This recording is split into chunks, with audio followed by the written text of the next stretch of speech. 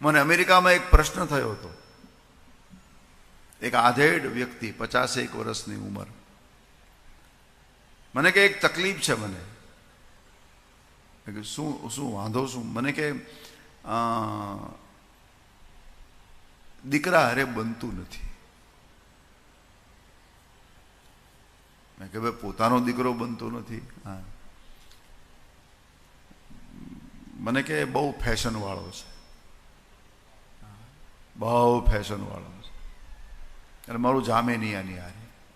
આ ઘણી વખત છે ને આ સમાજમાં આ વડીલોમાં આ રોગ બહુ છે મોટો. અહીં તમારે કોઈ માથા પર ન લેવું. હા, તો હું અમેરિકાની વાત કરું છું.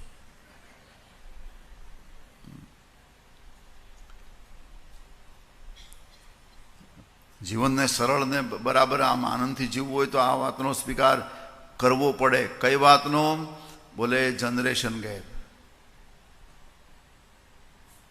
દીકરાની વહુ ઘરમાં આવે ને સાસુ વિચારે કે મને જે તકલીફ પડી એ તકલીફ મારી દીકરાના વહુને પડવી જોઈએ, તો એ વહુ ટકે ખરી?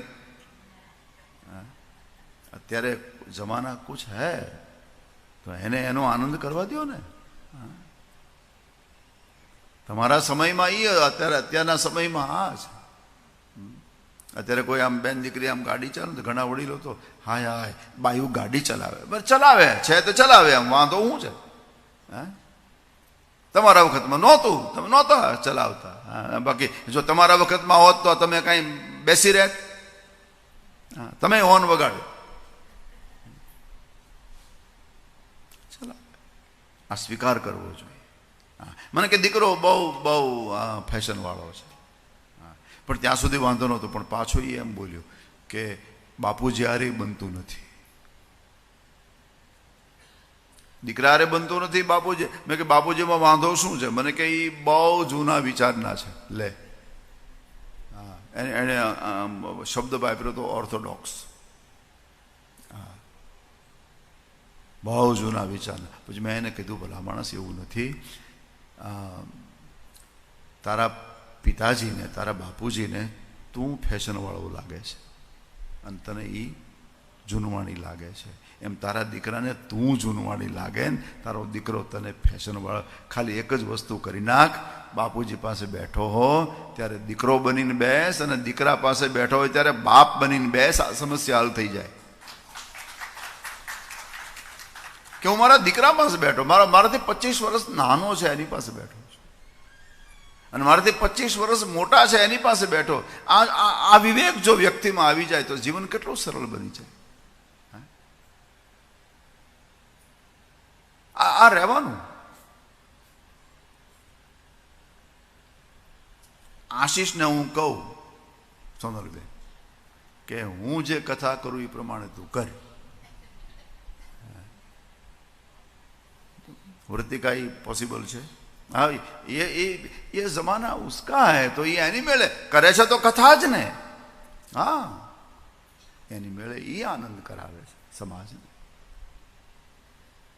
આ વિવેક છે. અને ત્રીજો વિવેક જે ભાગવતમાં આપ્યો છે, ભક્તિ જ્ઞાન વૈરાગ્યના ફલ સ્વરૂપ વિવેક કયો?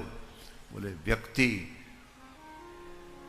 હું કોણ છું એનો વિચાર કરે, અને આ સંસારમાં મને મોકલ્યો છે કોણે એનો વિચાર કરે.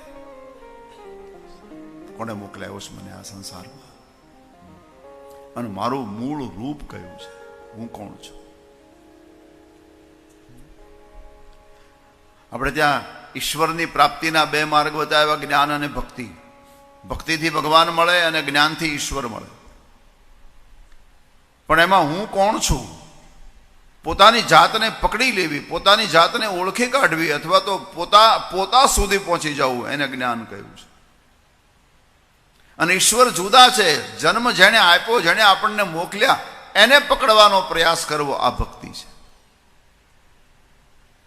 આ 2 વસ્તુનો વિચાર કરવો, હું કોણ છું અને આ સંસારમાં મને મોકલ્યો છે કોણે. એ મોકલનાર જે છે, આપણે ભલે અત્યારે ગમે એટલા સ્વતંત્ર ફરતા હોઈએ, પણ આપણે આપણી ઈચ્છાથી આ સંસારમાં આવ્યા નથી. કોકે આપણને મોકલ્યા છે. કોણે મોકલ્યા છે?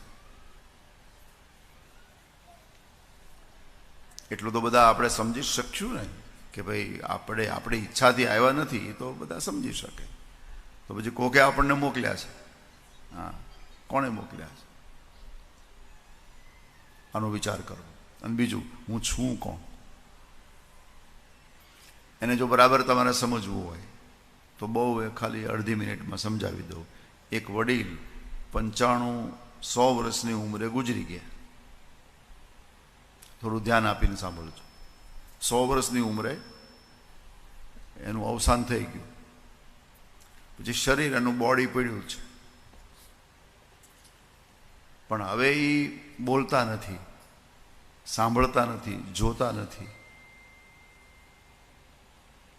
તો હવે એ બોલતા નથી, જોતા નથી, સાંભળતા નથી, એનું કારણ શું? તમારે મને જવાબ દેવો પડે. હવે એ બોલી શકતા નથી, જોઈ શકતા નથી, સાંભળી શકતા નથી, એનું કારણ શું?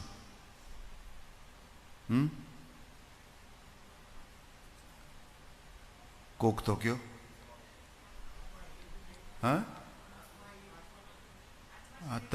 તમે જે કહેવા જાઓ છો એ 100% સાચું છે. આ તો મારે તમારા મોઢે બોલાવવું છે. તમને બધાને ખબર છે. હા, એનું કારણ શું છે? નીકળી ગયો, બસ. સીધું જ કારણ છે કે ભાઈ અત્યાર સુધી દાદા હાલતા હતા, બોલતા હતા, ચાલતા હતા, જોતા હતા, પણ હવે એ જોતા નથી, હવે એ બોલતા નથી, હવે એ ચાલતા નથી, હવે સાંભળતા નથી. એનું કારણ બોલે અંદર જે બેઠો છે એ નીકળી ગયો હતો. તો એ નીકળી ગયા પછી બોલવાનું બંધ, એ નીકળી ગયા પછી સાંભળવાનું બંધ, એ નીકળી ગયા પછી બધું બંધ. તો મારે તમને ખાલી એટલું જ પૂછવું છે, તો અત્યાર સુધી બોલતો હતો, ચાલતો હતો, જોતો હતો, એ કોણ હતો? એ નીકળી ગયા પછી જો આ બધું બંધ થાય તો અત્યાર સુધી જે જોતો હતો, સાંભળતો હતો, કોણ હતો? બોલે ઈ હતો. આપણું મૂળ રૂપ ઈ છે. આ ભાગવતનો વિવેક છે.